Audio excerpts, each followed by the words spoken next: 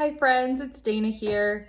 Today I'm reading you a lovely story about Lovable Lyle. He's a crocodile, and my friend Micah, she's a little girl, she told me all about Lovable Lyle. And when I got this book, I expected to read a whole book just all about how, nice and caring and how much everyone really loved this crocodile.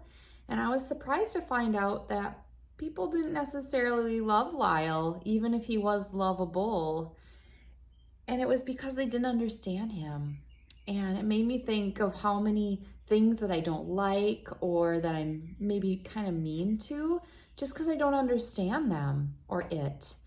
And so this was a really good book that reminded me that I should always try to understand something before I judge it. So here we go. Let's read Lovable Lyle. It's by Bernard Weber. Here we go. Everyone loved Lyle the Crocodile. The Prim family, with whom he lived, loved him dearly, of course. And the bakery lady loved him. She always gave Lyle a cookie, his favorite kind, with colorful sprinkles on top. And Mr. Delight, the ice cream man, loved him. He always invited Lyle to climb aboard his truck and claim the bell. And Bird loved him. Love Lyle, squawked the bird.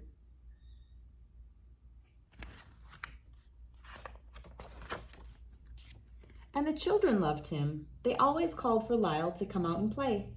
And in return, Lyle loved the whole wide world. He didn't have one single enemy in it, or so he thought.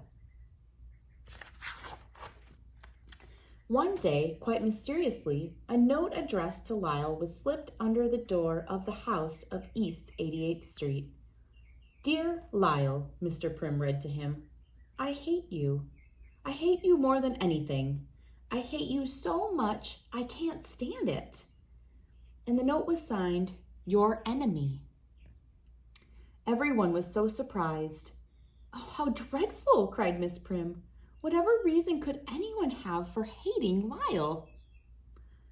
Don't worry about it, Lyle, said Mr. Prim. Just keep being your wonderful self and try to forget this ever happened. Lyle went off to bed that night, trying hard to forget. Still, as he switched off the lights and gazed down upon the empty street below, he could not help sadly thinking, somebody out there hates me. The next day, Lyle lost himself in play and managed to forget all about the note, only to be reminded by a second one delivered as mysteriously as the first. Dear Lyle, said Miss Prim, I hate you even more today than I did yesterday, if that's at all possible. And again, the note was signed, Your Enemy. Oh, these horrible notes have just got to stop, Miss Prim cried out desperately. Lyle wanted the notes stopped too. He was so unhappy about them. There were days he just couldn't be coaxed out of the house. He began to wonder if he was growing ugly. He practiced smiling. And other times he was outdoors being his friendliest to everyone, hoping somewhere, somehow, his enemy would see what a nice crocodile he was. He smiled big, big smiles, and he waved big, big waves, greeting one and all as warmly and joyously as he knew how. He performed all of his surefire tricks to amuse people and practiced new ones at home each night. He was kind, helpful, and courteous. He held doors open for people loaded down with heavy packages. He offered his seat on crowded buses. He shared his umbrella. My, doesn't he have nice manners? One lady remarked. I've never seen anything like it, answered another. Poor Lyle worked so hard at being nice, he was positively exhausted by the end of the day. Indeed, all of the Prims were unhappy about the notes.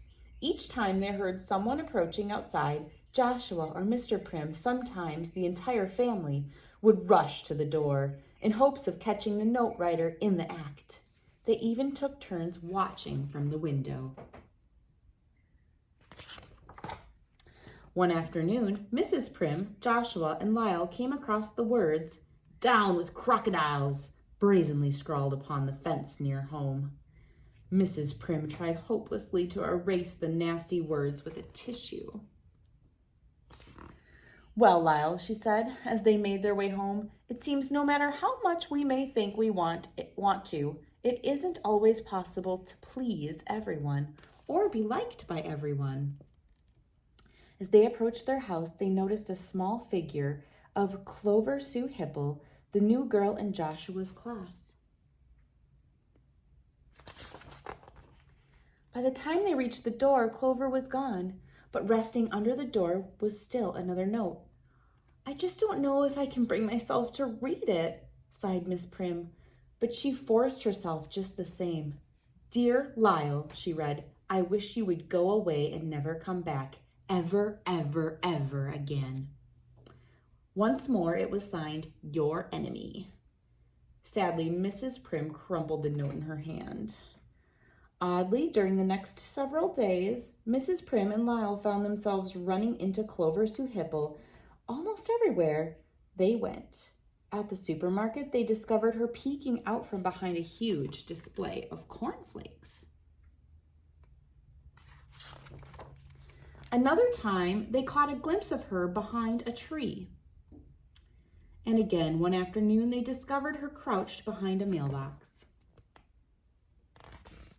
Each time, Mrs. Prim smiled and tried to say hello, and each time Clover skidded off before she had the chance. One day, as she was about to leave the house, Mrs. Prim glanced down just in time to see another note wiggling its way into the house. Quickly, she opened the door. Before her, wide-eyed with surprise and still clutching the note, stood Clover Sue Hipple. "Clover, dear, please don't run away," cried Miss Prim. "I would like to speak with you and about Lyle. Has Lyle done something to make you angry with him?" "He takes my friends away from me," Clover burst out. "He what?" "He takes my friends away from me," the little girl said again. "When Lyle comes out, my friends run away. They run to play with him, and they play with him all of the time. I never have fun when Lyle's around." "But why can't you play with Lyle too?" asked Mrs. Prim. "Because," answered Clover. "Because of what?" "Because I'm not allowed. My mother said I'm not allowed to play with crocodiles." "Why don't you invite Clover's mother here to meet Lyle?" suggested Mr. Prim that night.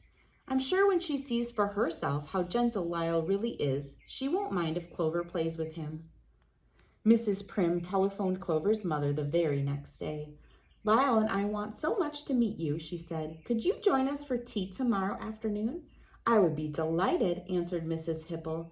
Mrs. Hipple made a note of the address, and all that was cheerfully arranged.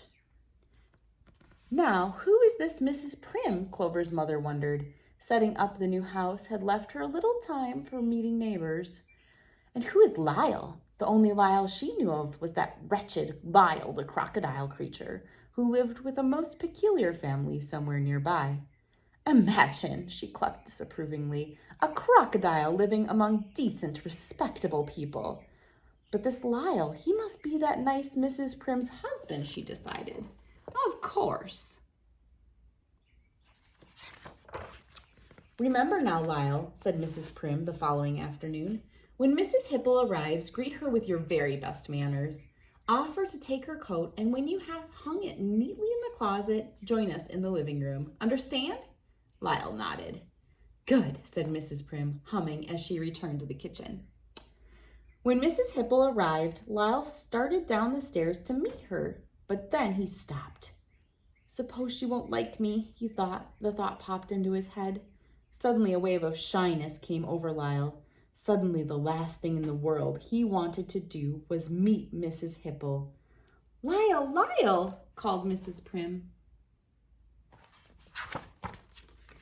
"Lyle, Lyle, where are you? We have company," Mrs. Prim called again as she led her guest into the living room. He wanted to go to her, but instead, and although he kept telling himself it was absolutely the silliest, most ridiculous thing he could possibly do, Lyle squeezed himself into the hall closet and hid. Mrs. Prim looked for him upstairs, and she looked for him downstairs. "I just can't imagine what has become of Lyle," he heard her exclaim.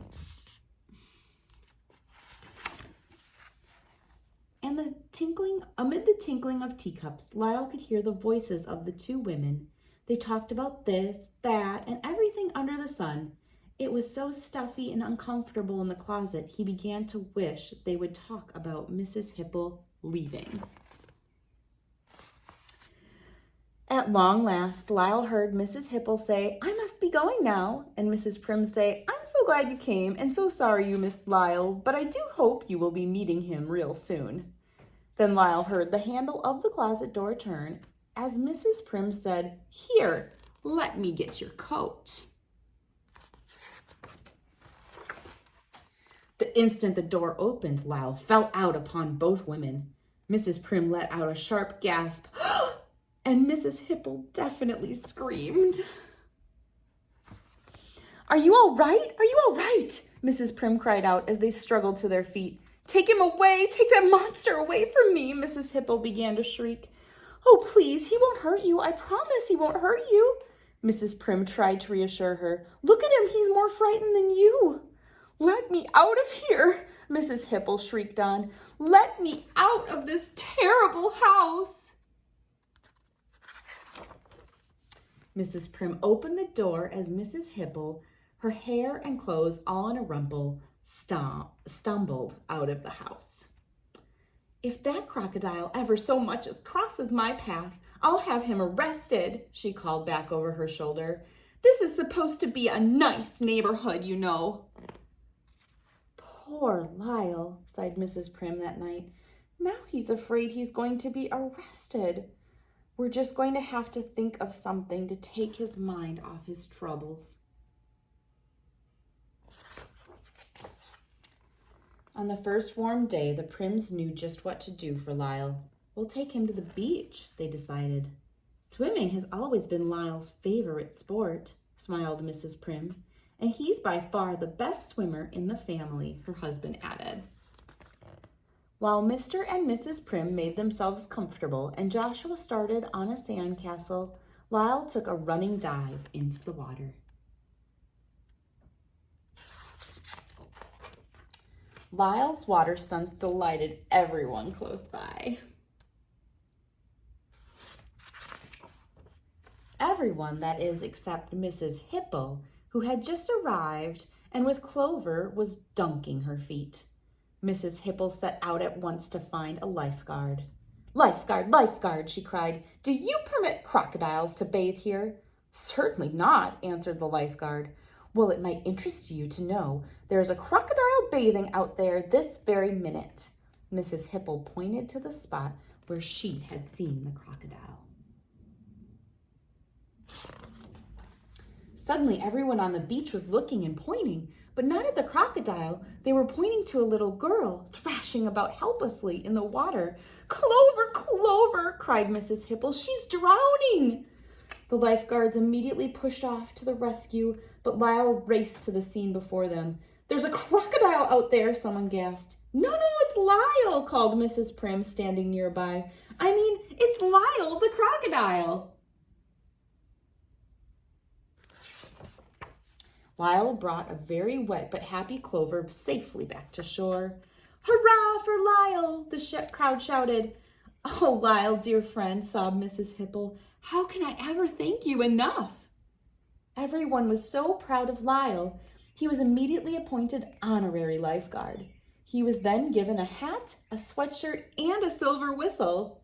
"Lyle, you are a hero," said the head lifeguard. "Feel free to come here and save people from drowning anytime you choose." The next day, a note addressed to Lyle was found under the door of the house on East 88th Street. "Oh no, not again," Mrs. Prim moaned. "Dear Lyle," read Mr. Prim, I love you. I love you more than anything. I love you so much, I can't stand it. And the note was signed, Your Friend for Life, Clover Sue Hipple. P.S., Mr. Prim continued, may I play with you today? P.P.S., my mother said it's all right. Lyle smiled, one of his big, big smiles. That's the end. All right, friends, I hope you all learned a little bit about how we should all not make any assumptions about people until we've given them a chance. I love Lovable Lyle now, and I think Clover is a very, very sweet girl. I hope you all did too. Thanks so much for reading with me. Bye.